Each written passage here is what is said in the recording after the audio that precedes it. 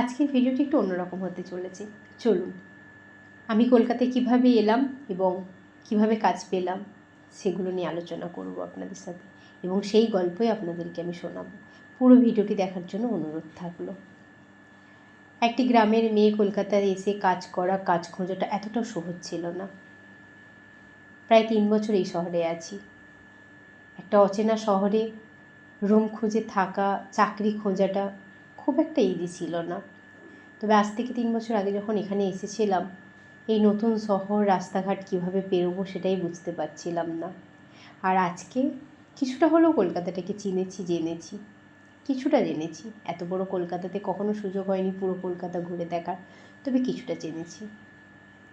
আর 5টা জায়গার মতনই এখানেও প্রচুর কম্পিটিশান, এখানেও প্রচুর স্ট্রাগল করে মানুষকে বড় হতে হয়। যারা আমার মতন গ্রাম থেকে শহরে এসছে তারা অবশ্যই এটা রিলেট করতে পারবে। বাড়ি থেকে অফিস আসতে আমাকে প্রায় 5খানা যানবাহন চেঞ্জ করে আসতে হয়। বাড়ি থেকে বাইক নিয়ে, তারপর বাস, তারপর ট্রেন, তারপর আবার বাস, তারপর টোটো। সেই জার্নিটাই আমি আপনাদেরকে এই ভিডিওর মাধ্যমে তুলে ধরেছি। তবে যাই হোক, এতে আমার কোনো কষ্ট নেই, কারণ স্বপ্নের জন্য মানুষ সব কিছুই করতে পারে। আর আমার স্বপ্ন ছিল একটা ভালো চাকরি করব। তবে হ্যাঁ, আমার জীবনে কোনো দুঃখ এই কারণে নেই, আমি যে লাইনে পড়াশুনো করেছি সেই লাইনে কাজ পেয়েছি। আমি সরকারি চাকরির জন্য কোনো দিনই প্রিপারেশান নিইনি। তাই আমি এটা কখনো দাবি করব না কি সরকার আমায় চাকরি দেয়নি। যেটা করেছি সেটা আমি যেটা পড়াশুনো করি সেটা রিলেটেড আমি চাকরি পেয়েছি, এবং সেটার জন্য আমাকে যা করতে হবে আমি সেটাই করব ভবিষ্যতে।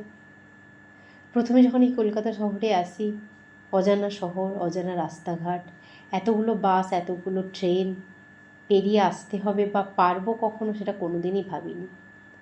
তবে হ্যাঁ, বাবা মার আশীর্বাদ আর ভগবানের আশীর্বাদ সবসময়ই ছিল, তাই হয়তো আজকে পেরেছি। তবে আমাদের মতন গ্রামের মেয়ে যারা কলকাতায় এসে চাকরি করছে বা পড়াশুনো করছে তারা এটা রিলেট করতে পারবে। গ্রামের মেয়েরা অনেক কিছুতে আমরা ডিসকোয়ালিফাই হয়ে যাই, মানে অনেক কিছুতে আমরা চান্স পাই না। ফার্স্ট যেটা থাকে আমাদের ল্যাঙ্গুয়েজ।